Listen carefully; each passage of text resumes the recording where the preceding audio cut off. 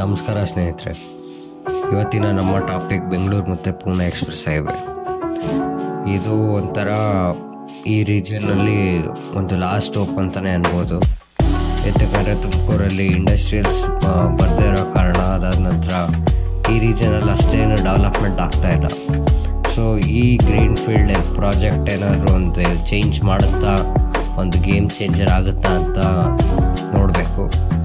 ಈ ರೀಜನಲ್ಲಿ ಎಂತಕ್ಕೋ ಗೊತ್ತಿಲ್ಲ, ಒಟ್ಟಿನಲ್ಲಿ ಇಂಡಸ್ಟ್ರೀಸು ಅಷ್ಟು ಬರೋಲ್ಲ, ಇನ್ವೆಸ್ಟ್ಮೆಂಟ್ಸ್ ಆಗುತ್ತೆ ಇರ್ತಾರೆ, ಆದರೆ ಲಾಸ್ಟ್ ಮೂಮೆಂಟಲ್ಲೆಲ್ಲ ಹೊರಟೋಗುತ್ತೆ ಬೇರೆ ಬೇರೆ ರೀಜನ್ಸ್ಗೆ. ಸೊ ಇದೊಂಥರ ಗೇಮ್ ಚೇಂಜರ್ ಆಗ್ಬೋದು, ಇಲ್ಲಾಂದರೆ ಇದು ನಾರ್ಮಲ್ ಪ್ರಾಜೆಕ್ಟ್ ಥರನೇ ಆಗ್ಬೋದು. ಸೊ ಇದೊಂದು ಬಂದು green field express highway project ಅಂದರೆ ಇದು ಸ್ಕ್ರ್ಯಾಚಿಂದ ಮಾಡ್ತಾರೆ. ಸೊ ಇದೇನು ಆಗಿರೋ ರೋಡ್ ಮೇಲೆ ಎಕ್ಸ್ಟೆನ್ಷನ್ ಆ ಥರ ಇಲ್ಲ, ಸ್ಕ್ರ್ಯಾಚಿಂದ ಶುರು ಆಗುತ್ತೆ. ಸೊ ಈ ಎಕ್ಸ್ಪ್ರೆಸ್ ಹೈವೇ ಬಂದು ಬೆಂಗಳೂರಿನ STRR ರೋಡಲ್ಲಿ ಶುರುವಾಗಿ ಪುಣೆಯ ಔಟರ್ ರಿಂಗ್ ರೋಡ್ ಕನೆಕ್ಟ್ ಆಗುತ್ತೆ. ಈ ರೋಡು ಬರೀ ಪೂನಾ ಅಲ್ಲ, ಮುಂಬೈ ತನಕನೂ ಕನೆಕ್ಟ್ ಆಗುತ್ತೆ. ಎಂತಕ್ಕಂದರೆ ಪುಣೆಯಿಂದ ಮುಂಬೈಗೆ ಎಕ್ಸ್ಪ್ರೆಸ್ ಹೈವೇ ಆಲ್ರೆಡಿ ಇದೆ. ಸೊ ಇದು IT ಕ್ಯಾಪಿಟಲ್ ಮತ್ತು ಫೈನಾನ್ಷಿಯಲ್ ಕ್ಯಾಪಿಟಲ್ನ ಜಾಯಿನ್ ಮಾಡ್ತಾ ಇರುವಂಥ ಹೈವೇ ಪ್ರಾಜೆಕ್ಟ್ ಇದು. ಇಡೀ ದೇಶದ ಮಟ್ಟದಲ್ಲಿ ಒಂದು ದೊಡ್ಡ ಪ್ರಾಜೆಕ್ಟ್ ಅಂತಲೇ ಅನ್ಬೋದು. ಹೇಗೆ ಡೆಲ್ಲಿ ಮುಂಬೈ ಪ್ರಾಜೆಕ್ಟ್ಸ್ ಇದೆಯಲ್ಲ, ಆ ರೀತಿ ಇಲ್ಲಿ ಬೆಂಗಳೂರು ಮತ್ತು ಮುಂಬೈ ಶುರು ಆಗ್ತಾಯಿದೆ. ಸೊ ಪುಣೆನೂ ಏನು ಸಾಮಾನ್ಯ ಸಿಟಿ ಅಲ್ಲ, ಆಟೋಮೊಬೈಲ್ಸ್ ಮತ್ತು IT ಇಂಡಸ್ಟ್ರೀಸ್ ಬೂಮ್ ಆದ ನಂತರ ಅದು ಒಂದು ದೊಡ್ಡ ಸಿಟಿಯಾಗಿ ಬದಲಾಗ್ತಾ ಇದೆ.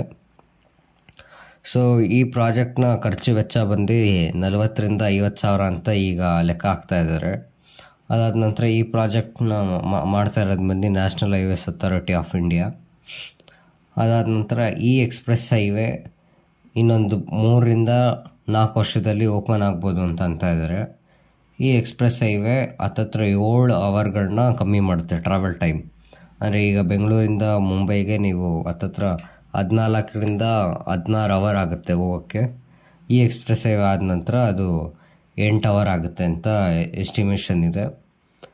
ಅದಾದ ನಂತರ ಈ ಎಕ್ಸ್ಪ್ರೆಸ್ ಹೈವೇ ಶುರುವಾಗೋದು ಪುಣೆಯ ಔಟರ್ ರಿಂಗ್ ರೋಡು, ಅಲ್ಲಿಂದ ಸತಾರಾ ಅನ್ನೋ ಜಾಗಕ್ಕೆ ಹೋಗುತ್ತೆ, ಅಲ್ಲಿಂದ ಸಾಂಗ್ಲಿಯಿಂದ ಬೆಳಗಾವಿಯಿಂದ ಹುಬ್ಬಳ್ಳಿ, ಧಾರವಾಡ, ಅದಾದ ನಂತರ ಹಾವೇರಿಯಿಂದ ದಾವಣಗೆರೆಯಿಂದ ಚಿತ್ರದುರ್ಗ ನಂತರ ತುಮಕೂರು ಆದಮೇಲೆ ಬೆಂಗಳೂರಿನ STRR ಕನೆಕ್ಟ್ ಆಗುತ್ತೆ.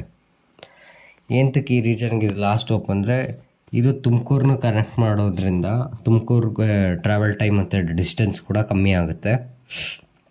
ಅದಾದ ನಂತರ ಈ ಎಕ್ಸ್ಪ್ರೆಸ್ ಹೈವೇ ಮೇಜರ್ ಇಂಡಸ್ಟ್ರೀಸ್ಗೆ ತುಂಬ ಹೆಲ್ಪ್ ಮಾಡುತ್ತೆ, ಲಾಜಿಸ್ಟಿಕ್ಸ್ ಕಾಸ್ಟ್ ಕಮ್ಮಿ ಆಗುತ್ತೆ.